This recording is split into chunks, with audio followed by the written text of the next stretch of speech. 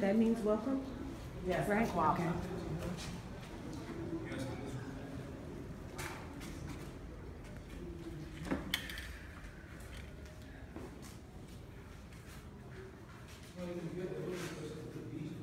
There's some pressure on you. Please. Keep yourself.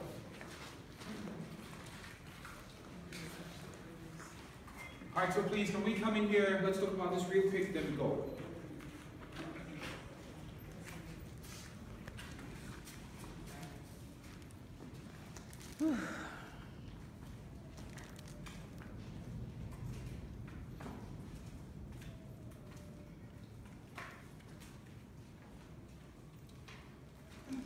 There were about 250 African women that stayed here.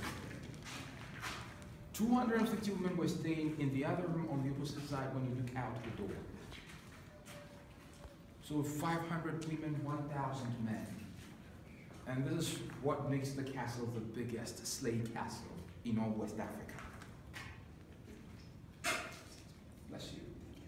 So, the women were sleeping, urinating, defecating, menstruating here with no sanitary pads, but rather pieces of cloth around their waist. Just as the men. But then sometimes they were actually abused sexually by the Europeans. And what were they doing? They come here, they pick the woman of their choice, take her out there, wash her out with seawater because of menstrual blood and everything. Then they will take her to the water system, get water from there to wash her up again. Then they will abuse her wherever they please do. They will bring her back into the dungeon. But sometimes they found out some of them were showing signs of pregnancy. But that they have to examine you thoroughly first to be sure. Then when you are pregnant, they take you out of the dungeons, they build houses there where they take care of you. You give birth. They bring your child to the castle school that I talked about earlier. The mother will stay out there and take care of the child. So she will not be brought down into the dungeons again. Because if they bring you back to the dungeon, they will have to hire somebody to do that job. And who will be the best to do that job than the mothers themselves? And why were the Europeans educating the kids? They were educating them because they realized that all of the Europeans that have been coming are dying. And if they are dying, why not set up school and educate their own children, because they couldn't trust the Africans to do that job for them. So they trained the children to become just like them, and they would work for them in the castle as secretaries, clerks, and so many other things. Some people do say that the women that were found pregnant here were lucky. You know, I won't always say that they were lucky. Because there were some of them, they were equally pregnant here, but they were not found pregnant here. They were rather found pregnant on board the ships on the journey. And mostly they were throwing them into the sea. Because you make it to the destination, you have your belly in front of you. These merchants will not buy you because you cannot work. And if you can't work, you still stay there for them to have to give you food, clothing, shelter, medication, and everything. And that's going to be quite a waste of money, according to them. So then they just have to drop them into the sea. And the door of no return, which is right here originally, was very short and narrow. Only one person was able to walk out of the door at a time whenever the slave ships came.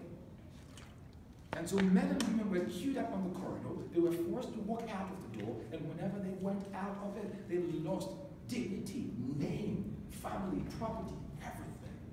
They were stripped off. They sent them to the Americas.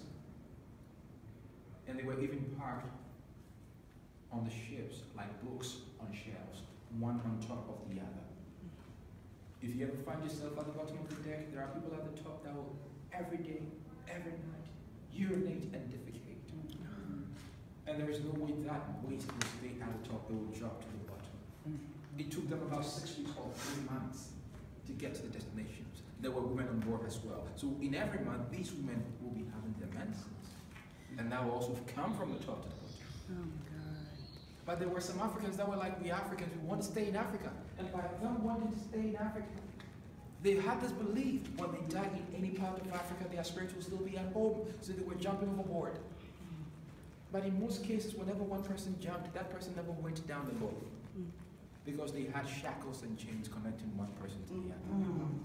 So you jump, you go down, with your friends. And so according to UNESCO, over the period of 400 years during transatlantic slave trade, there were about 210 million Africans that actually lost their lives. And that will be from capturing them, bringing them all the way down to these castles through several slave markets, from these slave castles on board the ships, en route till they made it to the Americas. So that's how many people that actually died during transatlantic slave trade. And in our museum, there's a portion that states that there were more than 10 million Africans that made it alive to their destinations. Now please, if more than 10 million, you even approximate it to 100 million, you still realize those that died will still be more than those that survived by far. Yeah. No matter how you look at it. The numbers, yeah. Well, our ancestors in shackles and chains went out of the door of no return and actually never came back. Please, this morning we are here to walk in their footsteps. But then our journey is going to be different. Because behind the door of no return, we have door of return there. And that was placed there in 1998.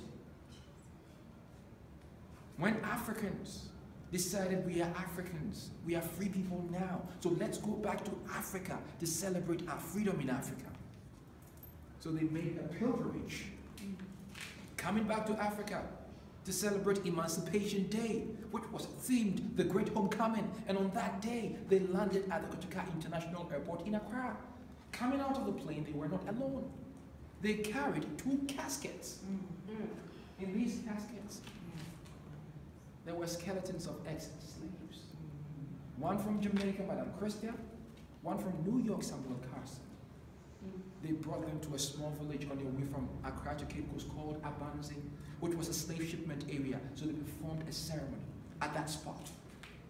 From there, they brought the casket through the sea on boats all the way to this very shore. And when we get out there, you're going to see the very stairs the ancestors used down and never used back up. They carried these caskets, walked them up the very stairs.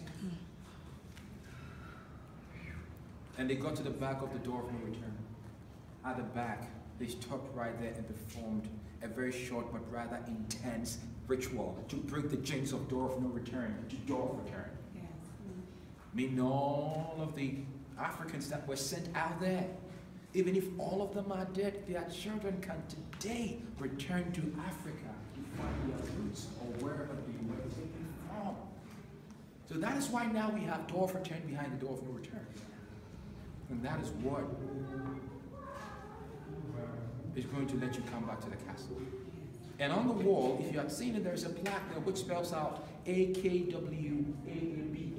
You don't understand it, but it means Akwaba. Welcome.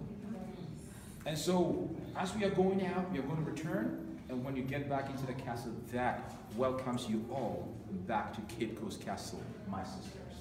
Let's continue.